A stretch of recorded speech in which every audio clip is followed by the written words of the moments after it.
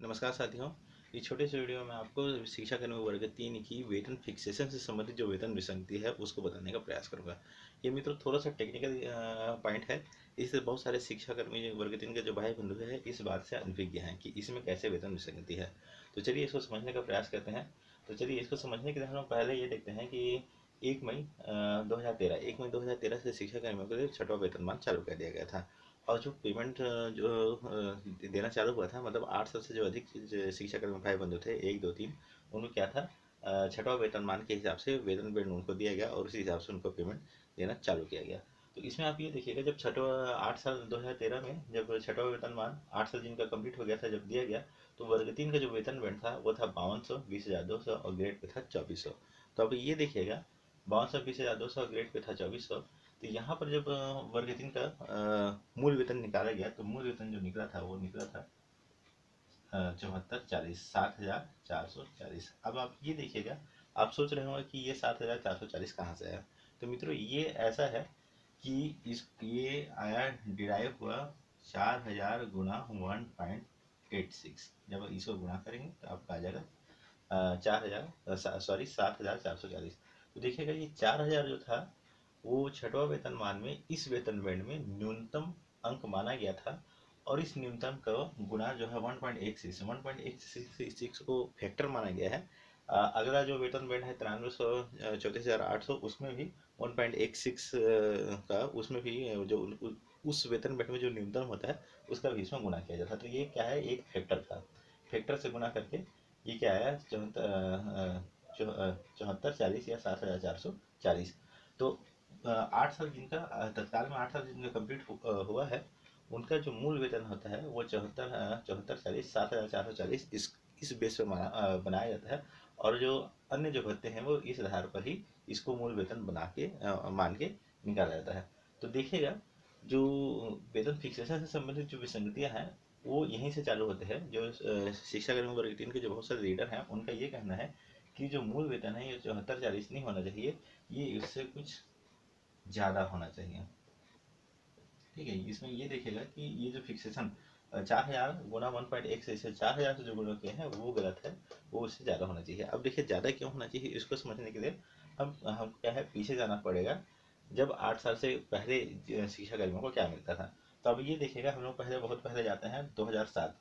1 अप्रैल 2007 से जो वेतनमान लागू हुआ था, हम लोग उसको देखते हैं। तो देखिए मित्रों, 1 अप्रैल 2007 से जो वेतनमान था वर्ग 3 के लिए, वो था 3800, 100 और 5800। तो इसमें ये देखिएगा, 3800 ये क्या था, उस समय का मूल वेतन था। और 100 रुपया था, ये इंक्रीमेंट जुड़ते जाता था, हर साल का 100 रुपया इंक्रीमेंट होता था। तो अब ये देखिएगा कि प्रारंभिक, अगर कोई शिक्षाकर्मी 2007 यहीं से देख रहे थे, 2007 में अगर वो ज्वाइनिंग किया है तो उसको प्रारंभिक जो उसका मूल वेतन था 3800 था। 2008 में जब उसका 1 साल कंप्लीट हो जाएगा तो उसमें 100 रुपया वेतन जुड़ जाएगा और ये 3800 के बजाय क्या हो जाएगा, ये 3900 हो जाएगा। वैसे ही 2009 अगर 7 में चालू किया है, उसका 2 साल हो गया है, तो ये 3800 क्या हो जाएगा, ये 4,000 हो जाएगा, 4,000 हो जाएगा, ये इंक्रीमेंट जुड़ते जाएगा। तो ऐसे अगर आप देखते जाएंगे तो 7 साल में क्या हो जाएगा, ये 3800 जो है ये हो जाएगा 4,500। देखिएगा, तो समझ लीजिएगा, 2007 में जो शिक्षा कर्मी वर्ग 3 का जो वेतन था वो क्या था, 3800, 100, 5800, ये क्या था, उसका वेतन बैंड था। और 100 रुपये इसमें जो बीच में ये है, ये क्या है, हर साल का इंक्रीमेंट था। तो पहला साल 3800 में रहा है, तो दूसरा साल जो मूल वेतन हो जाएगा वो 3900 हो जाएगा। तीसरा साल सॉरी, हाँ दूसरा साल, फिर तीसरा साल 4,000 रहेगा। ऐसा करके जो 7 साल में ये क्या हो जाएगा, ये आपका हो जाएगा 4500। 7 साल हो गया अगर शिक्षा का भाई बंधु का, तो उसका क्या है, मूल वेतन कहाँ तक बढ़ के चल गया, 3800 से 4500। अब आप ये देखिएगा कि 7 साल जिनका कंप्लीट हो रहा है, तो 1 अप्रैल 2012 तक क्या था, समयमान वेतनमान का प्रावधान लागू था, वैसे अभी भी है। ये जैसे ही 7 साल कंप्लीट होता है तो 7 से 8 साल के बीच में समयमान वेतनमान दिया जाता है। तो आप ये देखिएगा कि समयमान वेतनमान का जो वेतन बैंड था वो क्या था, 5,000, 150 और 20,000। तो इसमें आप ये देखिएगा कि जो वर्ग 3 जो 7 साल जिनका हो गया है वो 3800 से अगर चालू किए थे तो 7 साल में उनका मूल वेतन कहाँ तक पहुँच गया है, 4500 तक पहुँच गया है। और 7वें साल में क्या हो गया है, ये 4500 तक तो पहुँच गया है, लेकिन उसको क्या है, समयमान वेतनमान में है, इसलिए उसका मूल वेतन कितना हो गया है, ये 4500 के बजाय कितना हो गया, 5000 हो गया है। ठीक है, थोड़ा सा मैं उम्मीद करूँगा कि शायद मैं सही तरीके से बता पा रहा हूँ अपनी बातों को। देखिएगा, बढ़ा 4500 तक हुआ, 4500 के बाद क्या हुआ, समयमान वेतनमान 7वां साल में जब लागू हुआ, मतलब 7 कंप्लीट हो गए, 7 कंप्लीट हो गया, तब क्या हुआ, ये आपका लागू हुआ 7 से 8 के बीच में जब लागू होता है समयमान वेतनमान, तो ये 5000, 150 और 20000। तो इसमें ये देखिए कि ये 5000 मूल हो गया और इसमें 150 क्या हो गया, इंक्रीमेंट हो गया। अब आप ये देखिए कि 7 कंप्लीट हो गया, 7 कंप्लीट हुआ, तब ये जगह, अब उसके बाद 8वां साल से पुनरीक्षित वेतनमान ये वाला मिलना चालू हुआ 8वां साल से। तब आप ये देखिएगा, जब 8वां साल में कंप्लीट हुआ, मतलब 7 साल तक की ये हो गया वेतनमान, और उसके बाद जब 8वां साल में ये 1 साल के लिए हुआ समयमान वेतनमान। तो 1 साल में, पहला साल में क्या हुआ, इसका पहला साल में 5000 इसका मूल वेतन था, और उसके बाद जब 8वां साल जब हुआ, तो क्या है, इसमें 1 साल का इंक्रीमेंट भी जुड़ जाएगा, तो मूल वेतन बढ़ के क्या हो जाएगा, मैं इधर कर देता हूँ, ये इधर ही कर देता हूँ, मूल वेतन बढ़ के हो जाएगा 5150। तब आप ये देखिए, 8 साल कंप्लीट होने के बाद शिक्षाकर्मी, मतलब अगर हम लोग पुराने उम्र से देखें तो 8 साल जिनका कंप्लीट हो गया है, समयमान वेतनमान अगर किसी शिक्षाकर्मी वर्ग 3 को मिल चुका है, तो उसका जो मूल वेतन है वो कहाँ तक पहुँच गया है, 5150। तो अब शिक्षाकर्मी को जो वर्ग 3 के बहुत सारे जो लीडर्स हैं उनका कहना ये है कि जो ये 4000 में फिक्सेशन किया गया है, 4000 का गुणा 1.86 किया गया है, ये 4000 से नहीं करना चाहिए। क्यों? क्योंकि जो शिक्षाकर्मी जो भाई बंधु है वो 8 साल अपना पहले ही लगा चुके हैं, और 8 साल में जो उनका जो मूल वेतन है वो 5150 तक बढ़ गया है।